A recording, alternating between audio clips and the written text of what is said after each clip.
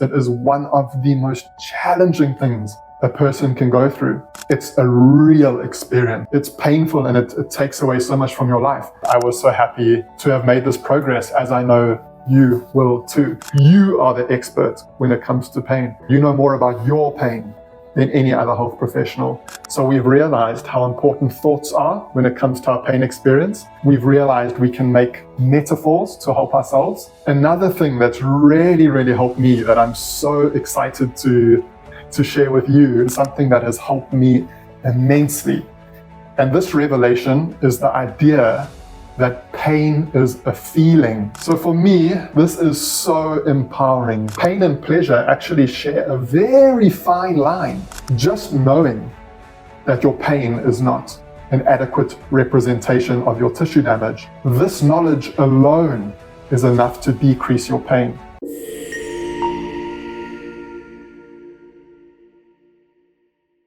Hey everybody, I hope you are all doing well.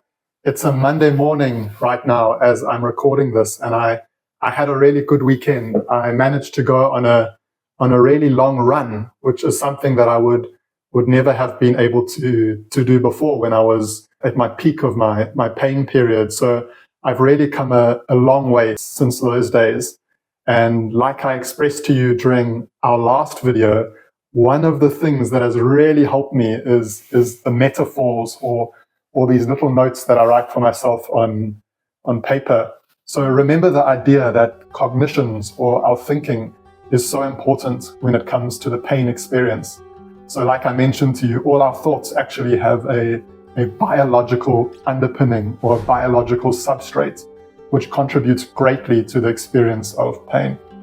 So I'll quickly show you two of the little cards that I've written.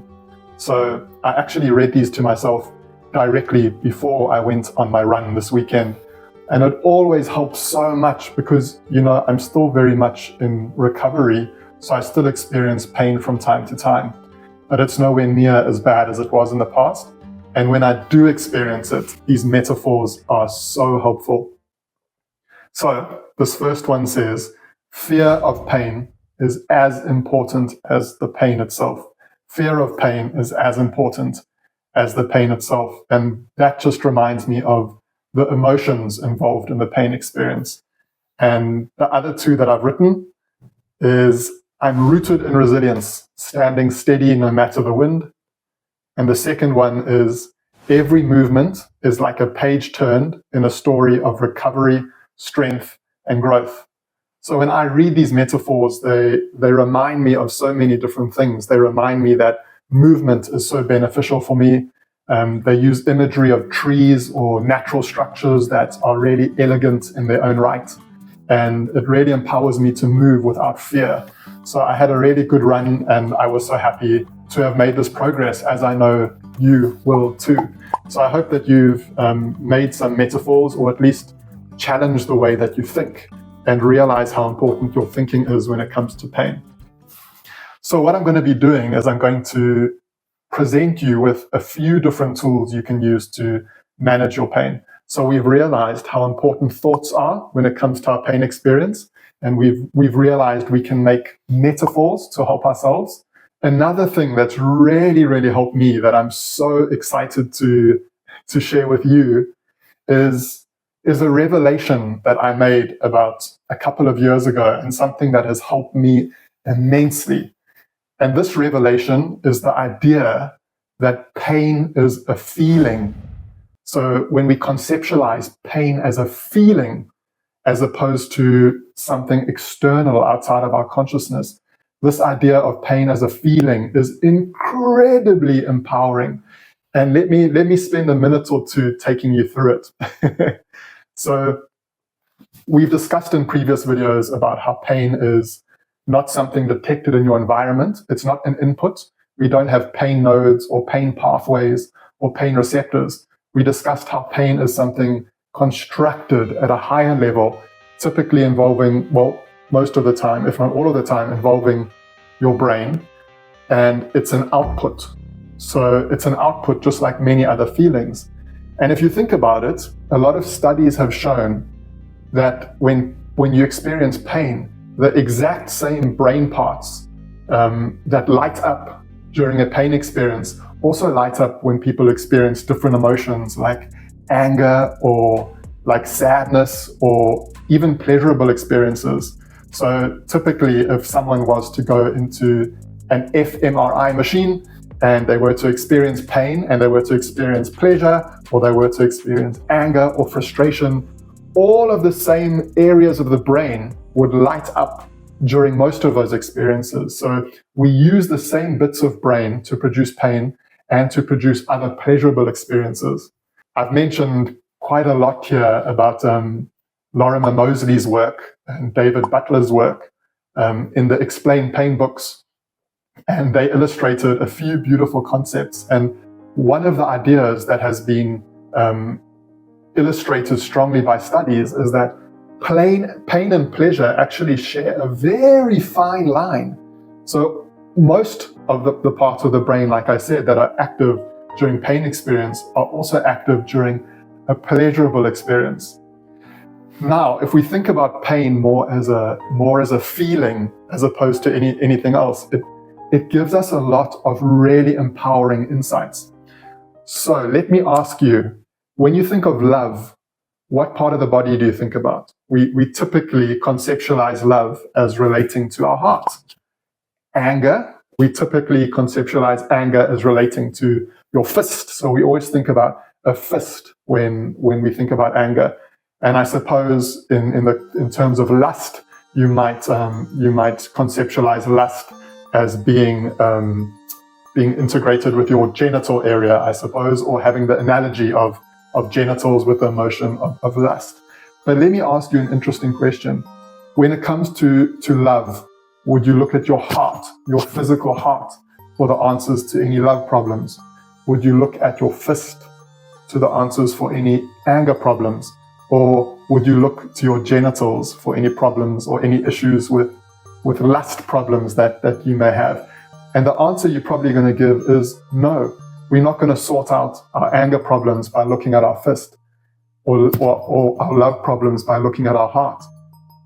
And in the same way, your back or your hand or your knee or whatever body part of yours is hurting at this moment, you can only find very limited answers for your pain problem in those body parts. So these body parts are actually not, where we can find all of the answers. And this is incredibly empowering. It's not to say that your back or your arm or your leg or whatever body part is in question is not providing valuable information, but it's just to say, like, all of those other emotions, the body part of yours that's in pain can only produce limited answers. So for me, this is so empowering, conceptualizing pain as a feeling. And it is just a feeling. It's just a feeling like your anxiety. It's a feeling like your sadness or depression that you may have. And it's not to invalidate the experience at all, because chronic pain, as we all know, we've all been through this, it is one of the most challenging things a person can go through. It's a real experience. And by conceptualizing it as a feeling, we're not taking that away from anybody. It's real, it's there, it's painful, and it takes away so much from your life. But it's a feeling, and when you conceptualize it like that, it's really, really empowering for a variety of different reasons. The first reason, when you conceptualize it as a feeling, it allows you to have an appreciation of all of the different factors that can play a role in creating this feeling. So it really highlights the distributed nature of pain, the emergent nature of pain, whereby so many things kind of facilitate its production. The second thing, and the most empowering thing for me, is by conceptualizing pain as a feeling, we highlight the disconnect between pain and tissue damage. So as I've mentioned to you before in our previous videos, in the case of an acute injury, sure, very often, most of the time, our tissues are contributing very strongly to the pain experience. But this is not the case if you've had chronic pain for a very long time. There are likely a lot more factors in the psychosocial realms that contribute a lot more to the pain experience. So conceptualizing pain as a feeling highlights that disconnect between pain and tissue damage. And just knowing, here's the magic, just knowing that your pain is not an adequate representation of your tissue damage, this knowledge alone is enough to decrease your pain. And for me, that's so fascinating. So the next time whatever body part of yours is hurting, conceptualize pain more as a feeling, a protective feeling. And when you do that, you'll realize that it's not actually an adequate indicator of damage in a particular tissue. And that knowledge in itself is gold. It's magic. It will not take away all of your pain, but it's enough to significantly get you on the road to the recovery. And certainly in that moment, it has the potential to reduce your pain. I want to hear from you because I love hearing from you, and you've got so many equally valuable insights to give. You know, we've all struggled with pain for a long time. So we really are the experts when it comes to pain. You are the expert when it comes to pain. You know more about pain than any other health professional. You know more about your pain than any other health professional. And just by being here, I know that you are a very curious, insightful being who's likely on an active journey towards recovery. So I really want to hear what you have to say. How do you think pain is more like a feeling? How does this idea resonate with you?